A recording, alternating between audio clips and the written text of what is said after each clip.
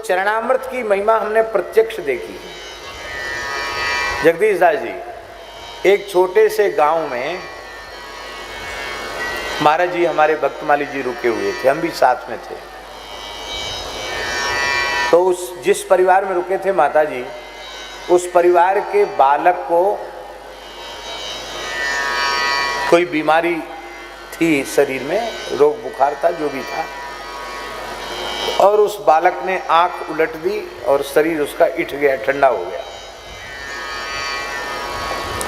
एक अच्छे डॉक्टर थे, उनको बुलाया। उन्होंने कहा, अब डॉक्टर बेचारा ये कैसे कहे कि अब भाई तो ये बोले, भाई अब हमारे विचार से तो इसमें कुछ है नहीं, आप लोगों को संतोष ना हो तो ग्वालियर, झांसी, कहीं जहाँ दिल्ली, जहाँ ले जाना चाहो वहाँ ले जाओ, मेरे विचार से इसमें कुछ नहीं है।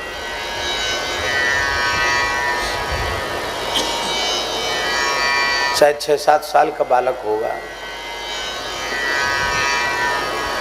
घर में स्त्रियों ने रोना गाना शुरू किया और उसी घर में महाराज जी रुके, हम रुके। तो वो जो वृद्ध पुरुष थे, उस बालक के बाबा, पितामह, बड़ा गांव की घटना है, नारायण दास माते के यहाँ की घटना। इसलिए इनको नाम बताया कि जिसमें इनको पता है उन नारायण दास माते का नाम। बड़े अच्छे नाम जापक थे, वो किसान आदमी थे। वो आए और तुरंत उन्होंने महाराज जी का चरण धोया मेरे आंखों के सामने, और चरणामृत का जो जल था उसके मुख में डाला, उसके शरीर पर छिड़का। 2-3 मिनट के भीतर उसके शरीर में पुनः हलचल हुई, प्राणों का संचार हो गया। बालक उठकर बैठ गया और बोला, भूख लगी है, खिचड़ी खाऊंगा। पता नहीं महाराज जी के मुख से क्या निकला। महाराज जी बोले, नारायण दास माते? बोले, हाँ महाराज जी। बोले, श्री किशोरी जी ने कृपा करके इसको द्वारा जीवन दिया है, अब इस बालक का नाम जानकी शरण रख दो।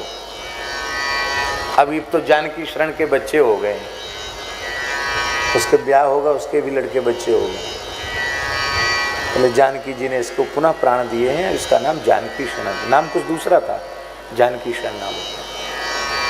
ये घटनाएं हम इसलिए आपको सुना रहे हैं, संत चरणामृत का महात्म्य। सुरेंद्र नगर के पास लीमड़ी है, लखतर है, लखतर में हमारे पूज्य महाराज जी की कथा थी। शाम को होती थी कथा, और दिन में वहाँ ट्रैक्टर वैक्टर बनाने का काम चलता था। शाम को वहाँ कथा होती, तब ठुक खट पिट बंद हो जाए तब कथा होती थी। गांव में तो रात में ही चलती कथा, देर तक चलती है। तो उस समय नर्मदा पानी नहीं आया था, अब तो नर्मदा जी ने कृपा करके सौराष्ट्र को बहुत अच्छा बना दिया है। पानी की बड़ी समस्या थी, पानी दूर से आता था, मीठा पानी।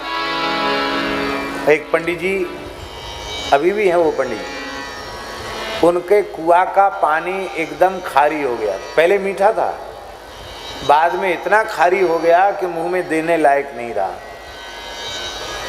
और महाराज जी ने सबरी जी के प्रसंग में सबरी जी की चरण रस से सरोवर का जल शुद्ध हो गया, ये कथा सुनाई।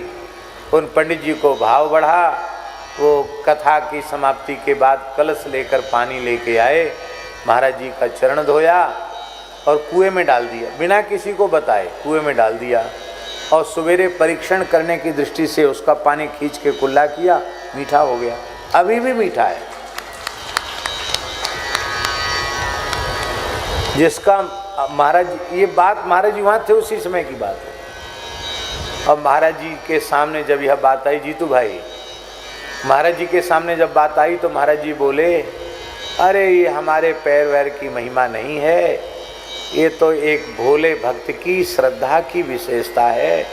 हमारे पैर में ऐसा चमत्कार होता तो हमने भी इससे कुछ मुनाफा कमा लिया होता, ऐसा बोले महाराज जी। हमने इससे कुछ मुनाफा कमा लिया होता, हमारे पैर की सामर्थ्य नहीं है, ये तो एक भक्त की श्रद्धा की विशेषता है। ये बात हम इसलिए कह रहे हैं कि सैकड़ों प्रसंग हैं संत चरणामृत महात्म्य के।